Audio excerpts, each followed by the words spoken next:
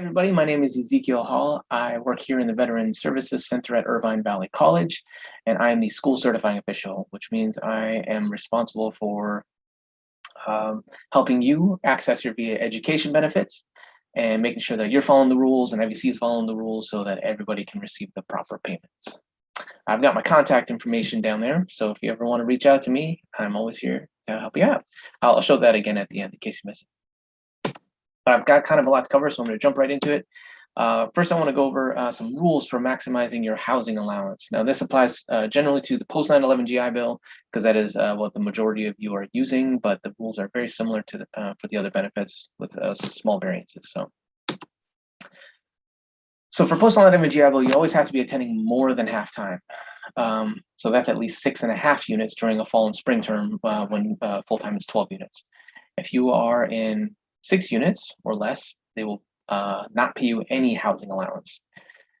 They will still draw on your GI Bill though, so it's kind of a waste of GI Bill. So always keep that in mind. Stay above 6 units, so at least 6.5. You always need at least one in-person class.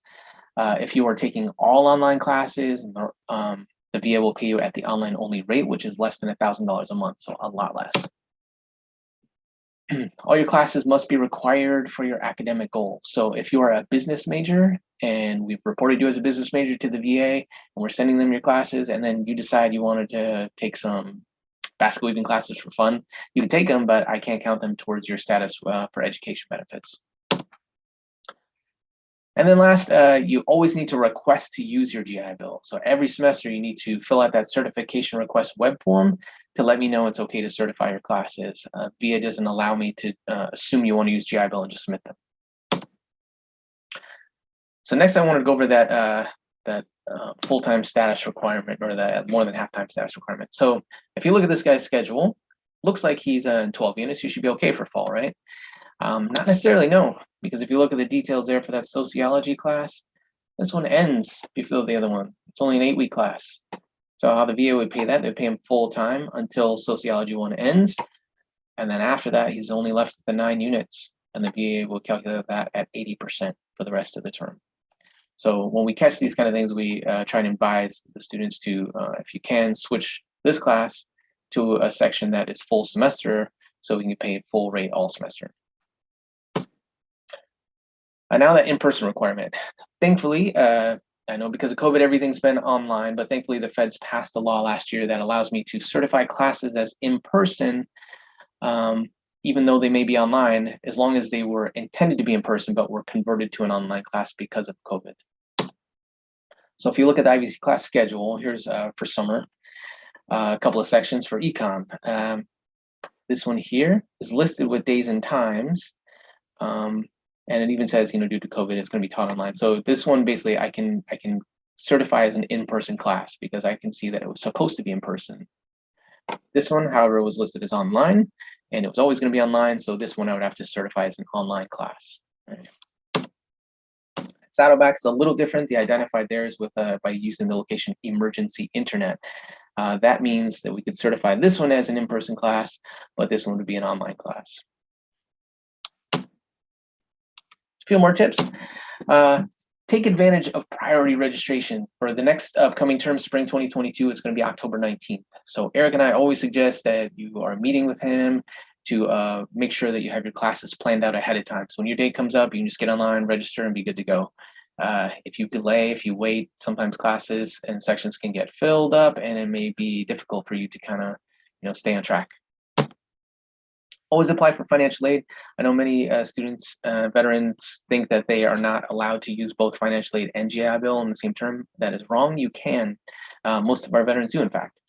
So always apply. In the worst case, it's free to apply. So in the worst case, they can just say you don't qualify. No harm, no foul. Always apply for scholarships. So every fall, the IVC Foundation opens a scholarship pool. It starts sometime around November and goes through February.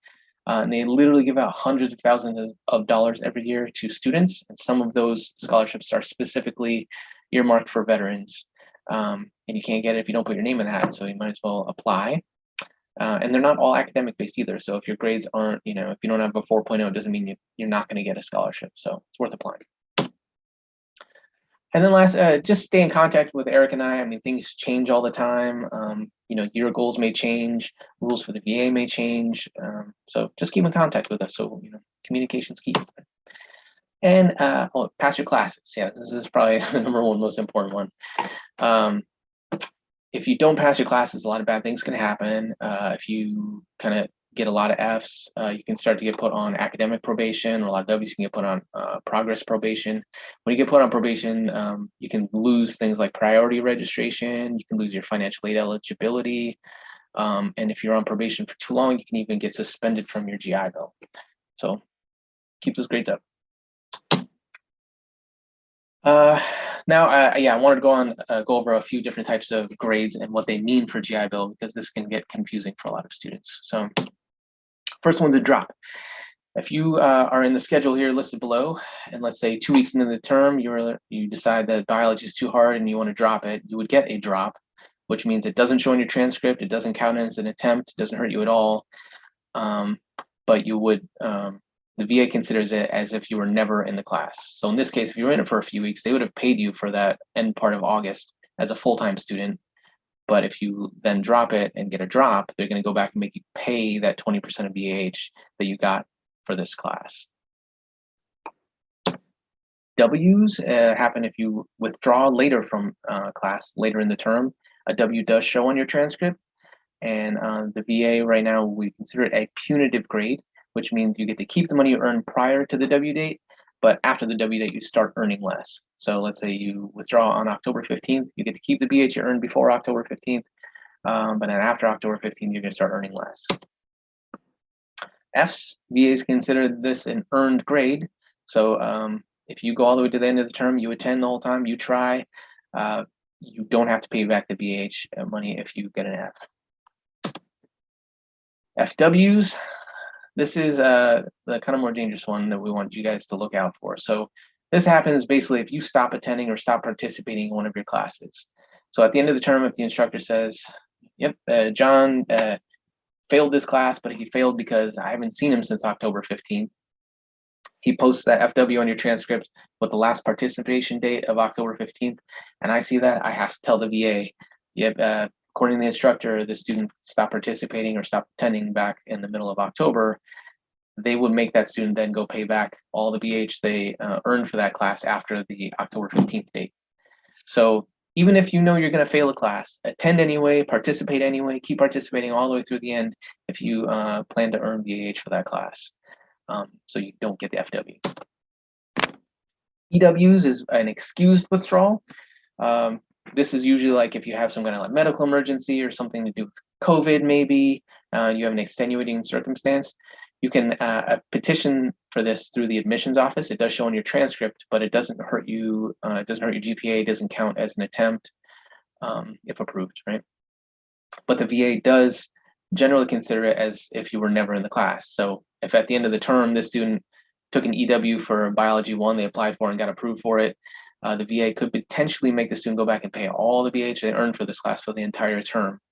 Now, there are exceptions with what they call mitigating circumstances. For example, if it was due to COVID, the VA may not make the student go back and pay it, but the approvals for all that stuff is up to the VA. So if you take an EW, there is some risk there. So talk to Eric and I about it before you take it. Optional fees. When you're registering for classes, you get to that fee screen and you see something that looks like this.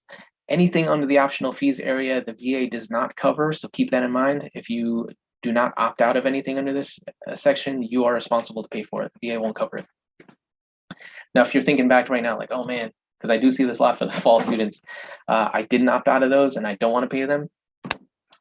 Before the term starts, you can email the bursar's office here and ask to have those fees removed. Once the term starts, the only way to get them removed is to petition whatever specific department was charging that fee. VA updates. All right, so there's been a lot in the last year for me. For you guys, there's some stuff here. First one is good news. BH is going up. It's going up by a couple $100-ish for the fall, so that's cool. Next one, so that law that I was talking about that allows me to certify classes as in person, even though they might be online, that's good through December. So we're okay for the fall term. we'll see if the Feds decide to extend that into the spring term. We'll see. The last one was a law that just passed in January called Isaacson and Roe. The VA is now requiring that anybody using post 9/11 GI Bill verifies their own enrollment every month.